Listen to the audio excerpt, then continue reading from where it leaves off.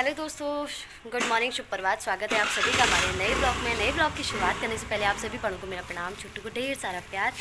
मैं हूं आपकी दोस्त दीपलता, उत्तराखंड के खूबसूरत से शहर हल्द्वानी से। तो जी आज की ब्लॉग की शुरुआत हो रही मेरे 2 बजे से और दिन के अभी मैं जा रही हूँ श्रीमद् भागवत कथा के लिए तैयार हुई हूँ और ये है मेरा लुक। तो चलिए चलते हैं भागवत कथा में, बने रहिए आप अपने हमारे ब्लॉग में। तो आप लोगों को भी श्रीमद् भागवत कथा सुनाते हैं।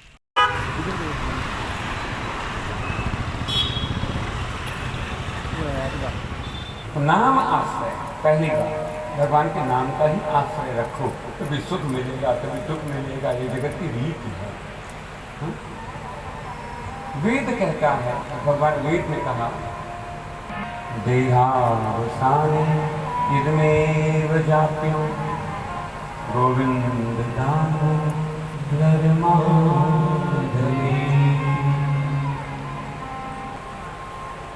तो उस गणिका के कहने पर चुप वहाँ जाने खाते हुए देखता तो मन में क्रोध भी बढ़ता है कि ये मेरी पत्नी को मूर्ख बना के खाएगा। भोजन कर रहे, महात्मा ने भोजन किया, भोजन करने के बाद हस्तिपद शांत किया और अजामिल से कहा अब इतने सब ब्राह्मणों का साधु संतों का भोजन हो गया, तो भोजन तो तब पूर्ण होता है, ब्रह्मभोज तब होता है जब साथ में द्रव्य दक्षिणा दी जाती है। बिना दक्षिणा के भोजन नहीं होता। तो आप भी ये ध्यान रखें अपने जीवन में, कभी कभी ब्राह्मणों को भोजन कराते हों, श्राद्ध में, नामकरण में, शुभ कर्म में कभी बुलाते हों ब्राह्मण को, है ना, तो दक्षिणा जरूर रखें। बिना दक्षिणा के, बिना द्रव्य के ब्रह्मभोज नहीं होता। उस गणिका पत्नी ने ठीक समय पर एक ब्राह्मण बालक को ही जन्म दिया। उसे याद आई संतों की बात, तो ठीक है नारायण नाम रखे थे, क्या था मुझे क्या समझता। उसने नारायण नाम रख लिया और वो इतना सुंदर बालक हुआ क्योंकि संत दर्शन हुआ था। हमारे वहाँ तो ये विचार है 5 महीने हो जाए भगवत दर्शन नहीं करने देते हो, जब पिठौर नहीं जानी छूट लगेगा, 5 महीने हो जाए। सोचो उसी संतान को जन्म देने तक भगवान के दर्शन में लगाओ। 5 महीने हैगी। एक पहाड़ में कथा करने गए तो गाँव के छठू नारायण अगरो बारी का सुनो ऐसा थी। मैंने कहा ना, घर में बैठाए रखो और टीवी दे दो हाथ में, रिमोट दे दो हाथ में। आप 9 मास गर्भ में जो देखोगे ना, अंदर बालक भी वही देख रहा होगा। वो सत्संग सुनेगा तो सत्संगी हो जाएगा, भगवान का भक्त हो जाएगा। तो भगवान की पूजा करेगा तो भगवान की पूजा करेगी, तो उसका बालक भी भगवान की भक्ति में। मत दूर करो, भगवान से दूर करने के कितने साधन पकड़ लिए तुम सबने, हम सब ने, संसार में। छूत लग गया निधन, सूतक लग गया निधन, नाटक लग गया, अरे भगवान 12 दिन तक कुछ नहीं होगा। नाम तब भी जपो, नाम तब भी जपो, नाम जपने की मनाही नहीं है। हमें बहाने चाहिए, बस बहाने चाहिए। बरसी लग रहे काफी में ऐसा तो नहीं है, अल्लाह चैक द्वार में खड़े हो गए, पूरे करने में बरसी नहीं लग रहे तो कहीं किसी के दरवाजे में खड़े होकर के निंदा करने में बरसी नहीं लगी, लेकिन कथा में आने में बरसी लगी। सोचो कहाँ बुद्धि रख दी हमने गिर लिए। तीर्थ नहीं जाता, पानी चाहिए होता तो नारायण, जल चाहिए होता तो नारायण, चरणों की सेवा चाहिए होती तो नारायण नारायण नारायण नारायण। इतना प्रेम हो गया नारायण से। सोचो पुकारता बेटे को ही है, किंतु गोविंद के नाम का स्मरण हो रहा है नारायण ना। और कहते कहते एक दिन बीमार पड़ गया, उसके प्रेम में था, बीमार हो गया। इतना बीमार हुआ कि एक दिन अचेत हो गया। वो अचेत अवस्था में भी पुकार रहा है अपने बेटे को ही, क्योंकि हम सब मरते समय बच्चे बेटे को ही पुकारते हैं नारायण। जिससे मोह है हम उसे पुकारते हैं नारायण, उससे नारायण पुकारते हैं। और कहते हैं कि उसी समय उसकी मृत्यु आ गई। यमदूत ने अपने दूत भेज दिए, यमराज भैंसे पर बैठ करके आए हैं यमराज के दूत। उसी समय भगवान ने वैकुंठ से अपने पार्षद भेज दिए कि जाओ उसे लेकर के आओ। अब यमराज के दूतों में और भगवान के दूतों में आपस में झगड़ा हुआ है। यमराज के दूत अपनी ओर खींचते हैं और भगवान के दूत अपनी ओर खींचते हैं। यमराज के दूत कहते हैं जीवन भर इसने पाप किया, अनेक लोगों की हत्या करी, अनेक लोगों के धन का हरण किया, परिस्थिगमन किया, वैश्यागमन किया, एक वैश्या को ही घर में ले आया, मदिरापान किया ब्राह्मण कुल में उत्पन्न होकर के, और ये नरक जाएगा। अब भगवान के पार्षद कहते हैं हम कुछ नहीं जानते, हमें भगवान का स्पष्ट निर्देश है कि मरते समय यदि मुख में नारायण नाम हो उसे वैकुंठ में लेकर के आओ। हम तो वैकुंठ ले जाना चाहते हैं। दोनों में झगड़ा हो रहा है और इतने में कहते हैं उसके प्राण लौट गए, चेतना आ गई, रोने लगा कि जीवन भर पाप किया और मरते समय भी नारायण का नाम नहीं, अपने बेटे का नाम जपा, भूलवश नारायण नाम मुख से निकला तो भगवान ने अपने पार्षद भेज दिए। यदि सच में मैंने भगवान का ही नाम जपा होता तो भगवान मुझे निभाने आ जाते। ये नाम की महत्ता है साहब। सोचिए, भूलवश अपने बेटे का नाम लिया था नारायण, तो भी भगवान के पार्षद निभाने के लिए आए। और अगर जान करके ज्ञान संपन्न होकर के नारायण नाम लिया होता तो भगवान ही क्या निभाने नहीं आते। जैसे नाम आश्रय, नाम के सिवा कोई दूसरा आश्रय नहीं है। जैसे निरर्थक बोलते हो, नाम जपो, इतना जपो कि संसार में व्यवहार करते समय भी भीतर नाम चलता रहे। जो कल किसी और का था, जिस धन पर के इतरा रहे हो ना, जो कल किसी और का था आज तुम्हारा है, कल किसी और का हो जाएगा, और तो फिर तेरा हो जाएगा, फिर किसी और का हो जाएगा। संसार की गति ऐसी ही है हमारा, एक हाथ से आता है, एक हाथ में दूसरे हाथ में जाता है, फिर तीसरे हाथ में जाता है, फिर लौट करके। संसार ऐसा ही है। किसके लिए? भगवान के लिए। इसलिए इस जगत में एक ही अभाव है, हरि नहीं मिला। इस जगत में केवल एक अभाव है, उसका नाम है परमात्मा।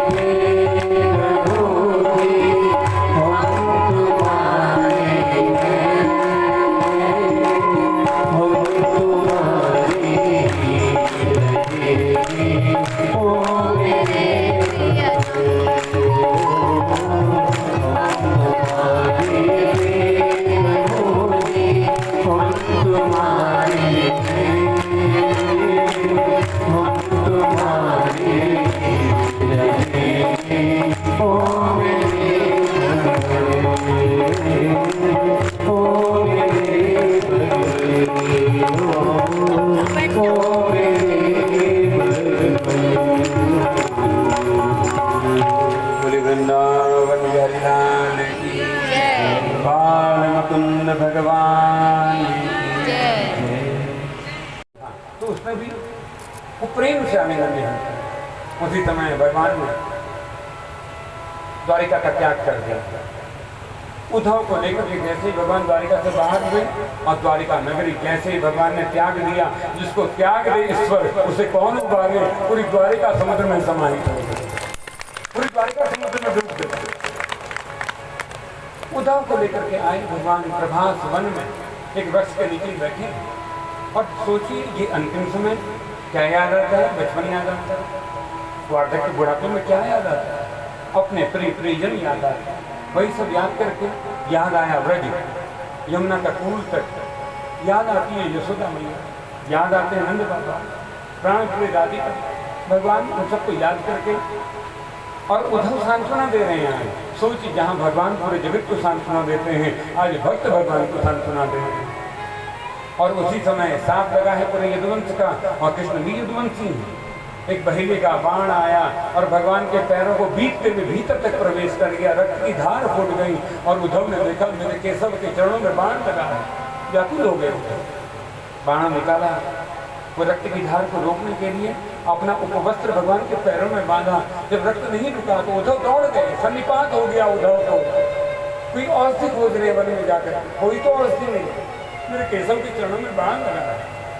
वन के देवताओं को पुकारते हैं, यक्ष को पुकारते हैं, वन की देवियों को पुकार रहे हैं, कोई तो आकर के औषधि बताए, मेरे कृष्ण के चरणों में बाण लगा है।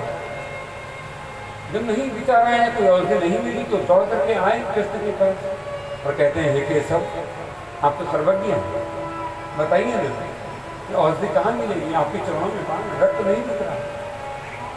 भगवान ने उद्धव को नीचे बैठाया और कहा, उद्धव ये जो पैर में जो घाव हुए हैं ना, इसकी तो औषधि फिर भी मिल जाएगी जगत में, किंतु ये जो बाण मेरे अपनों ने मेरे मर्म में मारा है, मेरे हृदय में जो बाण लगा है, इसकी औषधि कहाँ लाएगा उद्धव? मेरे अब जाने का समय आ गया। और उद्धव ने सुना, जाने का समय आ गया। उद्धव आवाज सन्निपात हो गया, जड़ हो गए उद्धव। फिर केशव, आपके जाने का समय आ गया, मैं कैसे रहूँगा आपके बिना? पूरा जीवन आपके साथ बिताया है केशव, मुझे भी अपने साथ ले चलिए ना। नहीं उद्धव, जाने का समय तेरा नहीं आया, मेरा आया है, मुझे जाना है।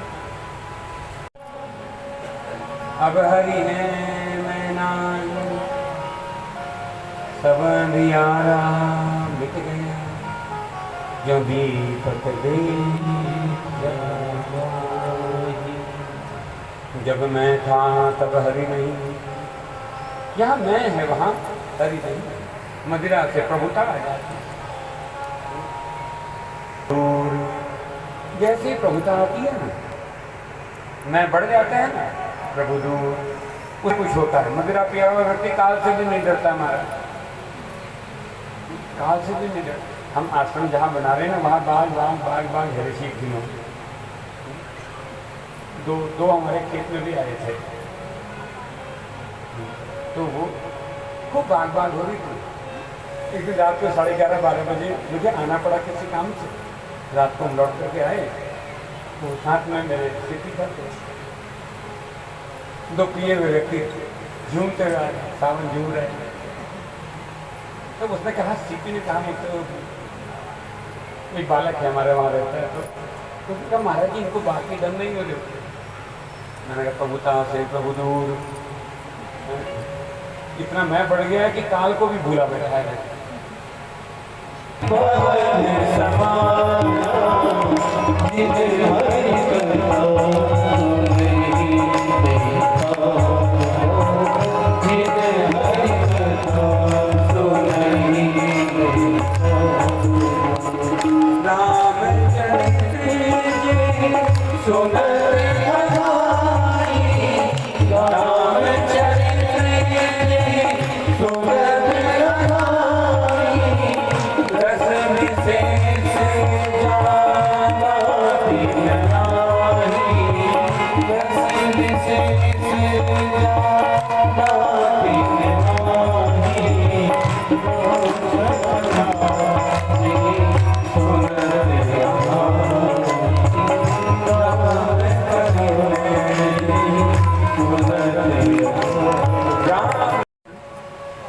कतुबा ने पूछा, अरे बार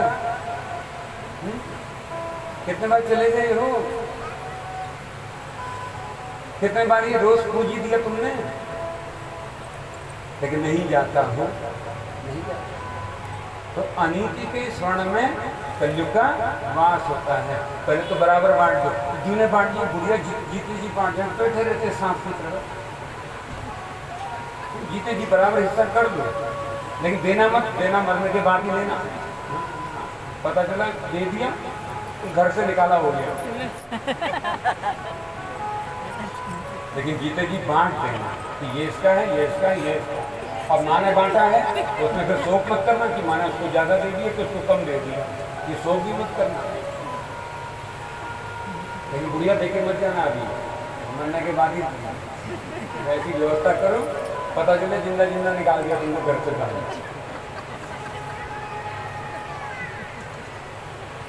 मुस्कुराइए, आपका खाना है। बोगी के मुख बड़े फिर काजू के स्वर्ण हरे। हरि बोल, हरि बोल, हरि बोल, हरि बोल, हरि बोल, हरि बोल, हरि बोल। हरि बोल। सक बन करके आएगा और उसे अपने काल का ग्रास बनाएगा। काल व्याल मुकुट ग्रास त्रास नाश हेतवे, वो काल का ग्रास बन जाएगा। साफ दे दिया, काल व्याल, व्याल कहते सर्प को, यही तक सर्प बन करके आएगा और वो काल का ग्रास मारा जाएगा। सांप जैसे ही लगा उसी समय पूरे अस्तित्व में हलचल हो गई। आकाश के गतिमान नक्षत्र लगाए ऐसे जिसे टकरा गए, वो भयंकर गर्जन हुआ। गर्जना से समीप ऋषि के नेत्र खुले, समाधि भंग हुई। सामने देखा क्रोधातुर अपने पुत्र संगी को और पूछा, वत्स, ये असमय गर्जना हुई है, क्या हुआ है प्रकृति में ऐसा? तब समीप महामुनि को संगी ऋषि ने बताया, पिताश्री, आपके गले में किसी ने मरा हुआ सर्प डाल दिया, आप समाधि में। मैंने उसे साफ दे दिया कि ठीक 7 दिन बाद यही मृत सर्प तक्षक बनेगा और वो मारा जाएगा। तो समीप ऋषि का साफ लगा किससे? नेत्र बंद करके ध्यान किया, खबर लगी कि ये साफ लगा है महाराज परीक्षित को। और उसी समय देखिए समीप मुनि ने क्या कहा परीक्षित से, पुत्र तूने क्या अनर्थ कर दिया, तूने उस धर्मात्मा राजा को साथ दे दिया जिसने कलयुग को बांध करके रखा था 4 स्थानों में। अब महाराज परीक्षित नहीं रहेंगे, विश्व की भूमि में प्रत्येक घर घर में कलयुग का विस्तार हो जाएगा, हर घर में कलयुग प्रवेश कर जाएगा। तूने क्या अनर्थ कर दिया? साधु की ऐसी कोमल वाणी सुनी महाराज परीक्षित ने बाहर से भीतर ग्लानि होने लगी, पश्चाताप होने लगा कि मैंने अपमान किया। और उसी समय शोकातुर हो गए, मस्तक झुक गया, तो मस्तक से मुकुट गिरा, कलयुग हटा। अब अपने किए पर पश्चाताप हो रहा है, किंतु पश्चाताप हुआ, समायाचना नहीं करेगा। अपने सांप को किस प्रकार व्यर्थ चला जाए ये सांप, इसके लिए प्रार्थना भी नहीं करी, क्योंकि जानते हैं परीक्षित मृत्यु कभी न कभी तो आनी ही है। मैं भाग्यशाली हूँ, कम से कम मेरे पास 7 दिन तो हैं। ये करते हुए तो परीक्षित भाग्यशाली है, उसे खबर तो है कि उसके पास 7 दिन है, यहाँ खबर नहीं है। में कोई जो संशय से भीतर वो मिट गए, सोचिए गुरु का मिलना ही सारे संशयों को मिटा देता है, सारे संशय मिट जाते हैं। गुरु का मिलना पर्याप्त है। और जगत की बड़ी क्रांतिकारी घटना है गुरु का मिलना, बड़ी क्रांतिकारी। ऐसी जैसे विद्या का कोई अंग्रेजी में ट्रांसलेशन नहीं है ना, ऐसी विद्या ऐसी गुरु भी है जिसका अंग्रेजी में किसी अन्य भाषा में श्याक का ट्रांसलेशन नहीं है। क्या कहते हैं अंग्रेजी में गुरु को?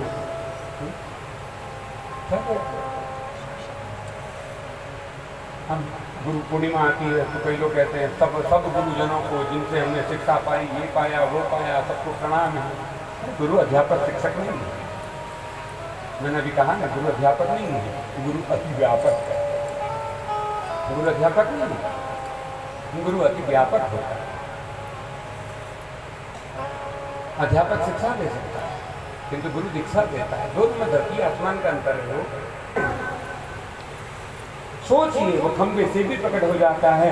परमात्मा तो सर्वव्यापी है, तो परमात्मा का मिलना कोई बड़ी घटना नहीं है, मिल भी जाए बड़ी घटना है गुरु का मिलना, क्योंकि परमात्मा मिल भी जाएगा ना। हमारे पास दर्शन की विधा नहीं है, गुरु दर्शन की विधा देता है, गुरु दृष्टि देता है। वो जो सर्वव्यापी है,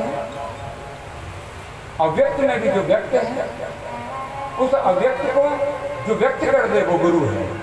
बिना गुरु के व्यक्त नहीं होगा। अव्यक्त में तो है ही परमात्मा सर्वव्यापी, किंतु दृष्टि कौन देगा? दृष्टि देने वाला है गुरु। इसलिए गुरु सेतुबंध है। हमने परसों कथा में कहा संसार नदी, 2 घाट है, 2 घाट के बीच में पार कैसे जाया जाए? घाट बहुत बड़ा है तो गुरु पुल बन जाता है, गुरु सेतु, गुरु ब्रिज है। जीव और शिव के मध्य में गुरु, शिष्य और शिव के मध्य में गुरु सेतु बंध पुल है। गुरु मिल गया तो इसे संतों ने कहा, गुरु मिला सब कुछ मिला, बाकी रहा काल कर्म की डोर, गुरु करे सो। इसलिए संतों ने कहा, गुरु गोविंद दो खड़े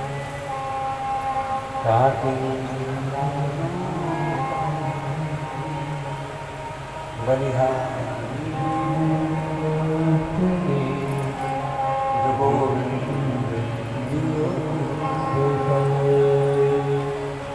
राम त्यजु सहयोग, राम त्यजु गुरु न बिसारो, राम त्यजु गुरु न बिसारो, गुरु के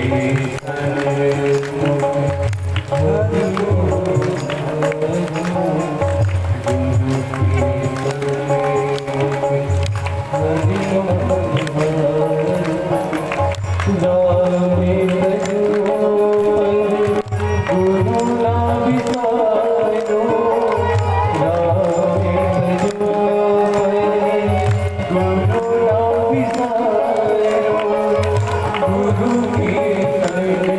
सन्मुख हरि गुरु के सन्मुख हरि राम राम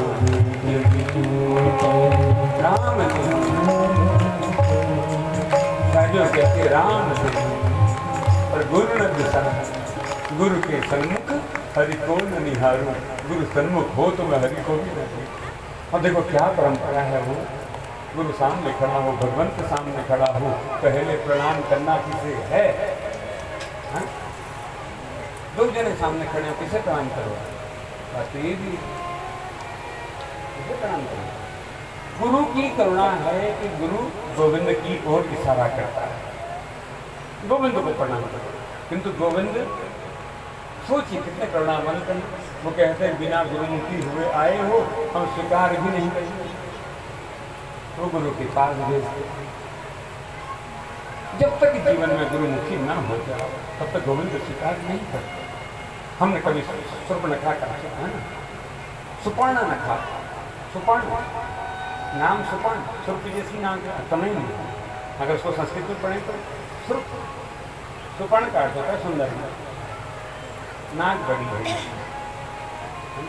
नाक बड़ी। कभी कभी हमने कहते हैं मतलब अहंकार दिखाने वाले आ रहे हैं, नाक का एक अर्थ होता है अहंकार, ठीक है। तो जिसकी नाक बड़ी है मतलब अहंकार से भरी हुई, स्वर्ग भाव है उसके पास बना है, अहंकार भाव, स्वर्ग मतलब अहंकार। वो सुपर्णखा सीधे भगवान के पास जाती है, भगवान से कहती है तो सम पुरुष न मोसम ना। क्या सुपर्णखा ने गलत कहा? ठीक ही कहा।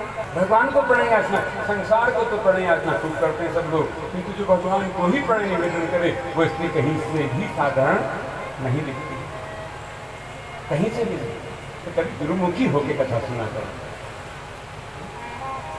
कहानी नहीं सुनाते हैं, मर्म देते हैं। भगवान के सामने खड़ी, और भगवान ने कहा भेज दिया? लक्ष्मण के पास। क्यों भेजा? किसके पास भेजा? लक्ष्मण के पास। लक्ष्मण कौन है?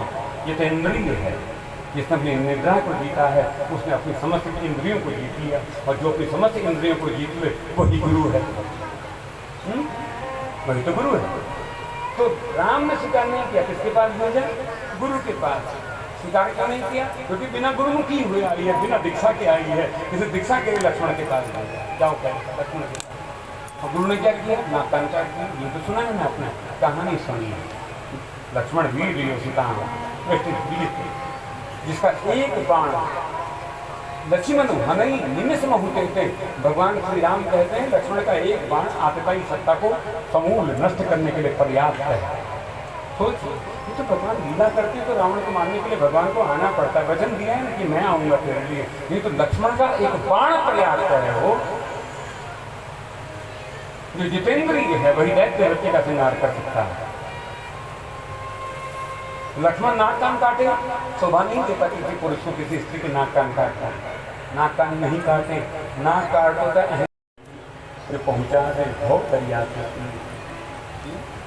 एक पंक्ति जो मेरी मांगो भगवान से, मांगना हो तो गुरु मांगो, धन मांगा बहुत युग से मांग रहे, ये मांग का कटोरा कभी खाली ही नहीं हुआ, इसको हटाओ। और एक मांग भीतर से उठे, कोई साधु नहीं है ऐसा साधु जो पहुंचा दे भव दरिया के, मिले कोई ऐसा संत, वैसा साधु मिले कि बहुत दरिया के पार लगा दे। और साधु तो लगा ही देता है। फिर भीतर जो उठा है ना गंजावार प्रश्न का, संशय का, भीतर प्रश्न सबके होते हैं, बहुत संशय होते हैं। और सच कहूं गुरु वो है जो उत्तर नहीं देता, तुम्हें ही उत्तर बना देता है। सत्य का प्रत्येक प्रत्येक प्रत्येक जितनी भी लीला है वो सब उत्तर बन जाते हैं। खोजना नहीं पड़ता, फिर वो स्वयं भीतर अंतर मन ही उत्तर देता है। बाहर है भी नहीं व्यवस्था, हो भीतर ही है सारी व्यवस्था, भीतर ही है।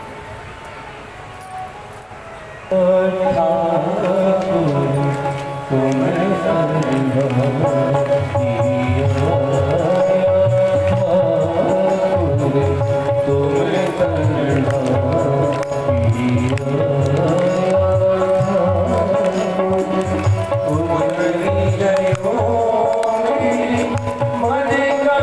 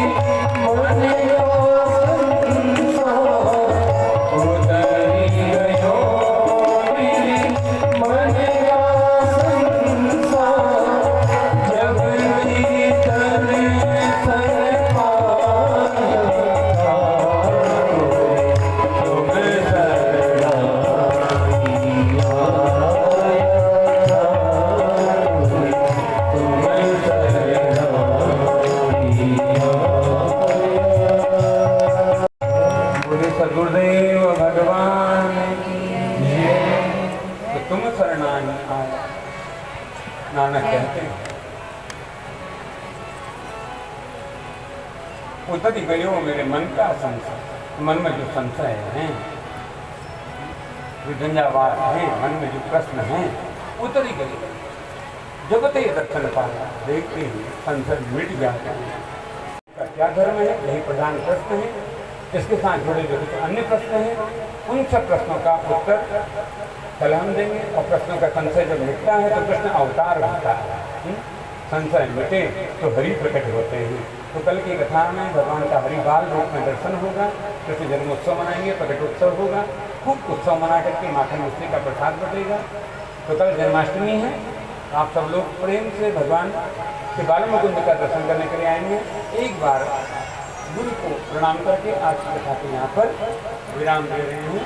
एक प्रार्थना आप सबके लिए मेरी व्यासपीठ की ओर से, मिले तुम्हें कोई ऐसा संत पति जो पहुँचा दो भव दरिया के तीर, जो भवसा कर पार लगाया।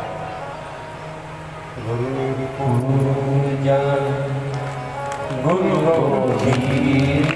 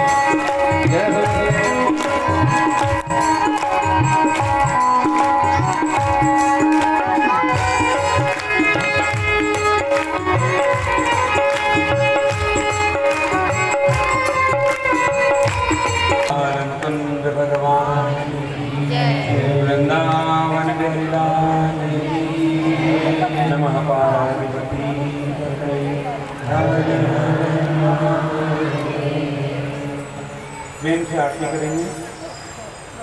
ओम नारायणाय नमः।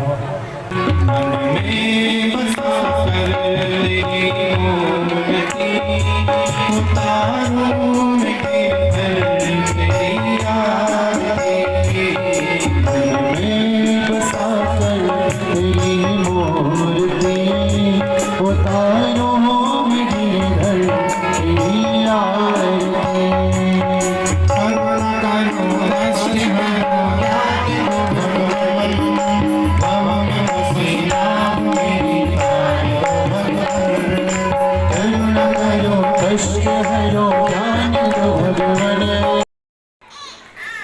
भाई बहुत देर हो गई, बाहर अंधेरा हो गया, तो फाइनली अभी हम पहुंच चुके हैं घर और अब चेंज वेंज करती हूँ।